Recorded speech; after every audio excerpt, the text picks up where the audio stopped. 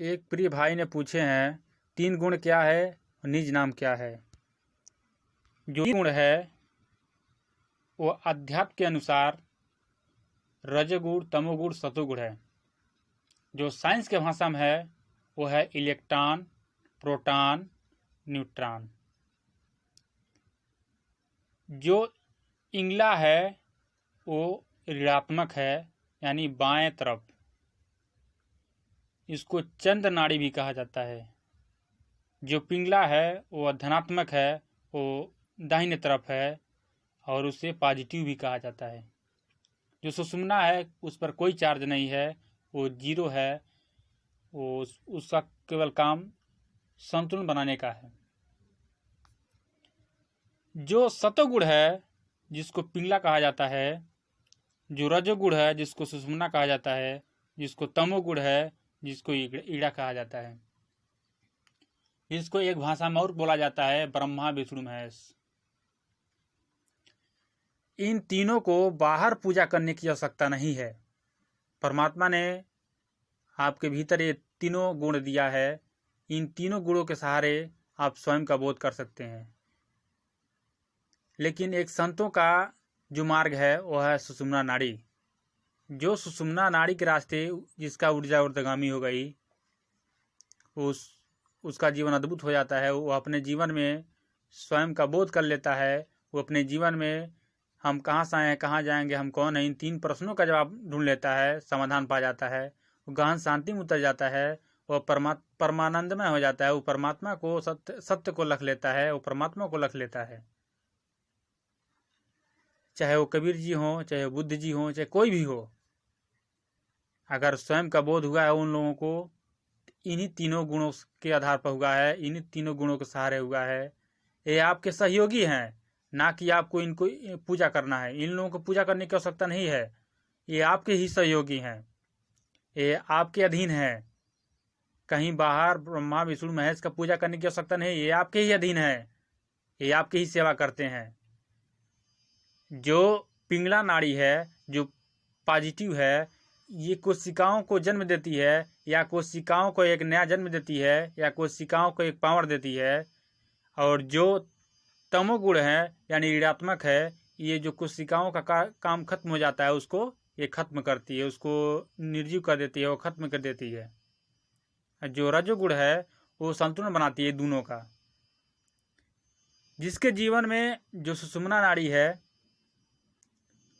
उसके रास्ते अगर ऊर्जा ऊर्ध्वगामी हो गई, जो मेरुदंड के रीढ़ की हड्डी है उसी में है सुषुम्ना नाड़ी, और जिसके जीवन में उस रास्ते ऊर्जा ऊर्ध्वगामी हो गई उसका जीवन धन्य हो जाएगा, और उसी के सहारे स्वयं का बोध होता है। ये तीनों गुण आपके ही भीतर उपस्थित हैं और ये आपके सहयोगी हैं। इन्हीं के सहारे आपको चल करके स्वयं का बोध करना है, ना कि इन तीनों को बाहर पूजा करने की आवश्यकता है। ये आपके अधीन है, ये आपकी सेवा में लगे हैं। जो दायां और बायां कहा जाता है, जैसे सूर्य और चंद्र नाड़ी कहा जाता है, ये तीनों आपके सहयोगी हैं। कहीं दूर जाने की आवश्यकता नहीं है, ये आपके ही भीतर हैं। ये तीनों गुण हर वस्तु में पाया जाता है, वैसे ही एक मानव का भी शरीर है, इसमें भी पाया जाता है। जिसके सहारे एक संत बन जाता है, एक इंसान संत बन जाता है, एक व्यक्ति बुद्धत्व को प्राप्त कर लेता है इन्हीं तीनों के सहारे। जब आप कहीं इन तीनों को बाहर पूजा करेंगे तब आपका जीवन भटकाव में हो जाएगा। और जैसे ही आप भीतर की ओर अंतर्मुखी होंगे, तीनों के सहारे आप यात्रा करेंगे तो एक संत बन जाएंगे, एक महात्मा बन जाएंगे, एक बुद्ध बन जाएंगे, आप कबीर ऐसे बन जाएंगे, बुद्ध ऐसे बन जाएंगे। हमें केवल इनके सहारे चलना है, इनके सहारे अनुभव करना है। आपका मार्ग या सबका ना मार्ग एक ही है, वह है सुषुम्ना नाड़ी। इसी सुषुम्ना नाड़ी के रास्ते आपका यात्रा होता है।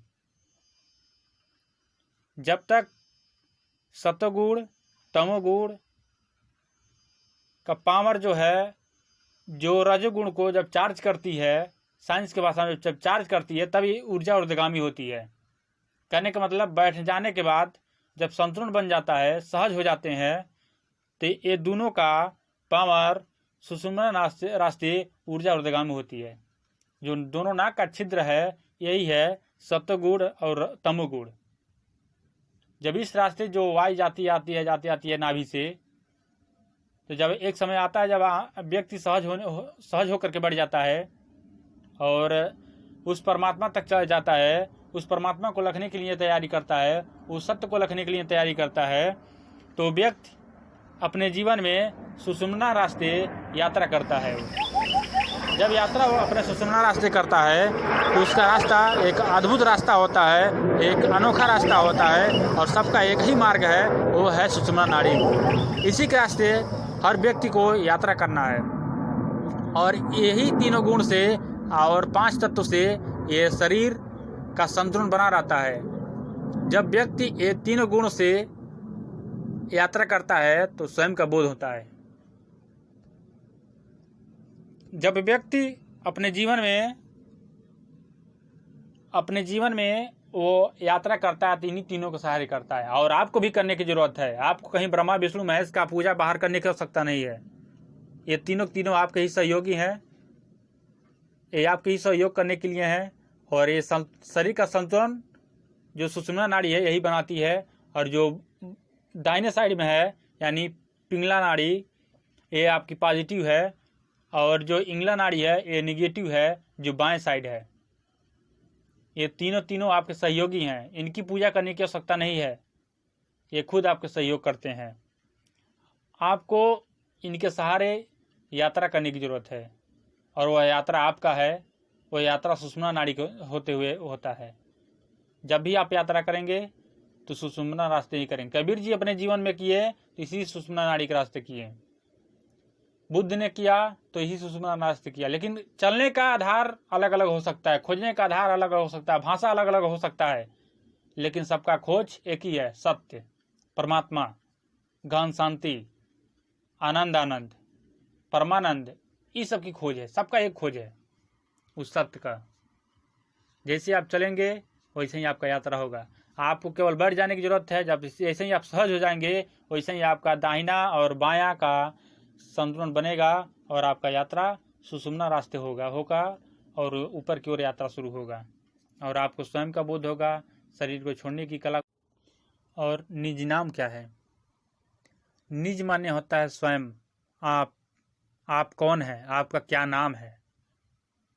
और इन्हीं तीनों गुणों के सहारे आप स्वयं का बोध कर लेते हैं। उसी समय आपको ये अनुभव होता है कि आप कौन हैं, या आप निज का बोध कर लेते हैं कि आप कौन हैं, या अपने आप नाम को जान जाते हैं कि आपका नाम क्या है।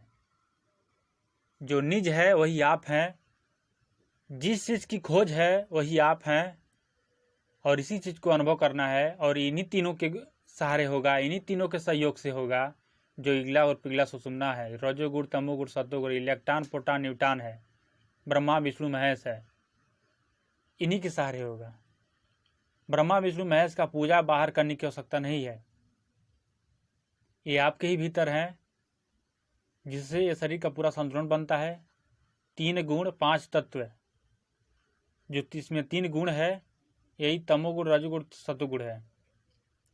स्वयं का बोध, नीच का बोध, नीच का नाम इसी सुषुम्ना नाड़ी के रास्ते होता है, या इसी सुषुम्ना रास्ते जब ऊर्जा ऊर्ध्वगामी होती है तभी यह चीज़ का बोध होता है कि हमारा नाम क्या है, हमारा अस्तित्व क्या है। अपने अस्तित्व का विराट जो है उसका दर्शन होता है, जो विराट है उसका अनुभव होता है।